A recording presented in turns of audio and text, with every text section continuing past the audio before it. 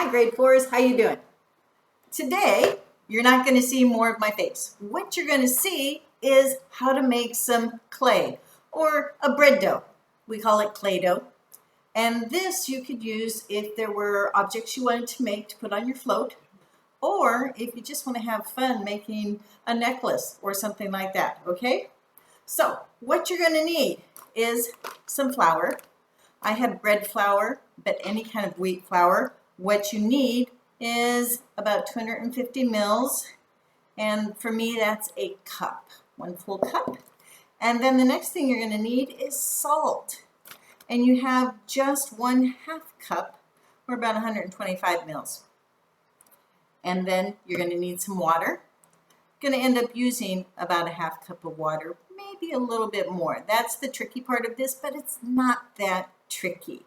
And then I have some oil, just for a couple drops of oil. Sometime make your clay just a little easier to work with.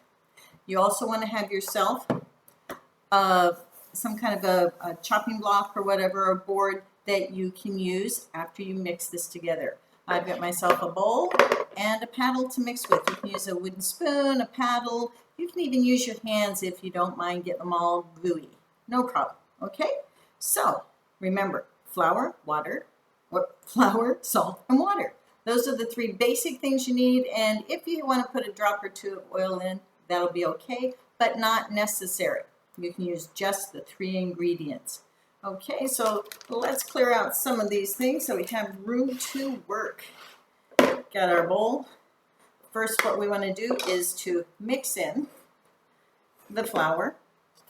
So, and then we mix in the salt. Really, what it is 1 part salt, so that's 1/2 cup, and 2 parts flour, which would be 2/2 cups or 1 whole cup. Okay, then what you're going to do with that is you're just going to mix the dry ingredients up. Make sure that the salt gets completely through the flour.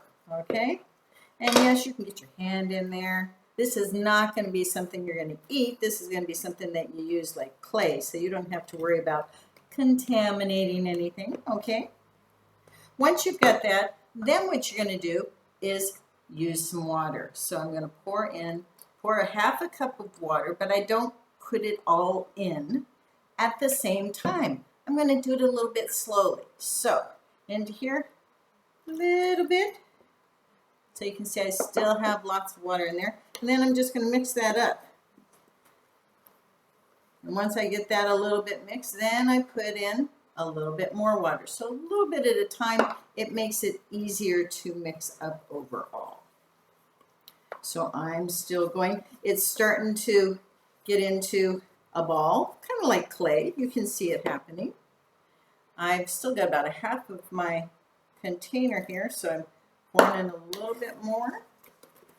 And yeah, just mix it up. Like I said, you could be using your hands to mix this up if you wanted to. I'm starting to get, I can see it's going together. If any of you have helped Mom make cookies or whatever, you know what cookie dough looks like. Okay, now I've put all of this in. I'm going to mix this up and see if that's enough.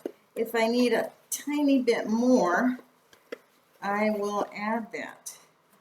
But this is where you might want to get your hand in there to see how it feels. You want to get all the dry flour mixed in. You can feel it. Kind of feels like sand in your hand almost. Yeah. So trying to get all that dry in there. And then this is where I think I'm just going to put a drop or 2 of oil in, because they say that makes it smoother. Okay, here's my oil. I only want to use a drop, so I'm going to put it in here first. Ooh, a little too much. Really, I only want a drop. There we go. Put the rest back into the container. You can see I have a little teeny drop right there. Just going to mix it in. Okay, then that's when you use this board. Let's get all the rest of the dry out.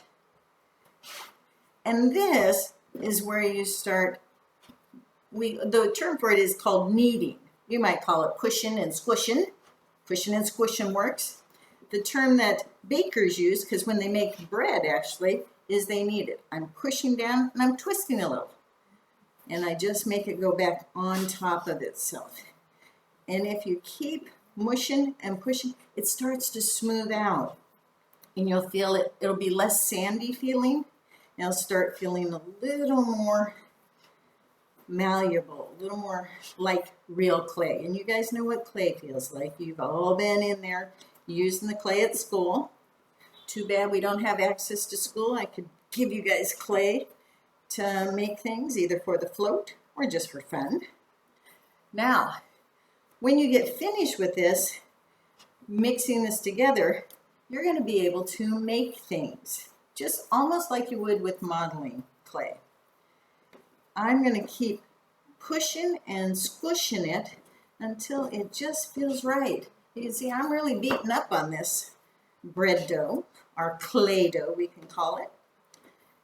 And that's okay. The more you beat on it, the better. Oh yeah. Take out your aggressions. Got a brother or a sister that's bothering you?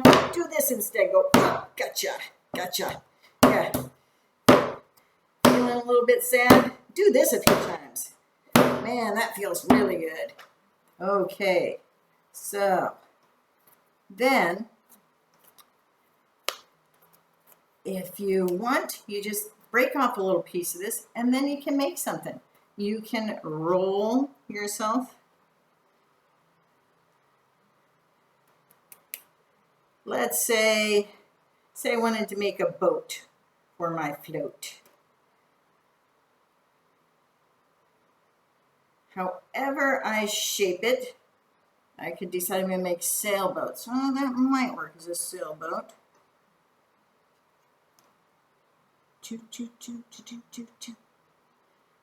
Need to make myself a little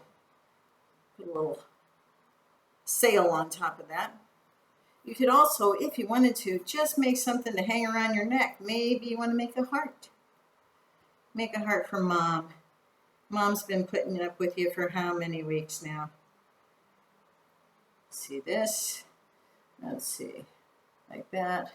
Pinch it down here. Make it pretty. All of these things. Now you say, it's still squishy. How do you unsquish it? Do you air dry it? You don't actually air dry it. What you want to do is put this in the oven. You want to set the oven at 120 degrees centigrade. That's 120. And you can leave it in there for a couple of hours.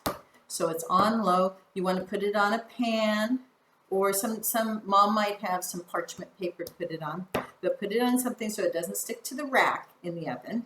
And then what you're going to do is when you bake those and you get them done, they will be hard as a rock. And that's what you want, just like with the air dried clay. Only that'll be hard, and then you'll be able to paint them if you want. And there's just no limit. You could make animals for your float. You can make trees for your float. You could make some mini mountains probably. I have another way of showing you how to do some mountains, which I'll do that on Google Meet this week. I'm going to show you how I'll make my mountains for my thing. But if you've got this extra left over, you want to take it and wrap it up and put it in the refrigerator until you need to use it. It'll last in the refrigerator for about 5 days, maybe the week.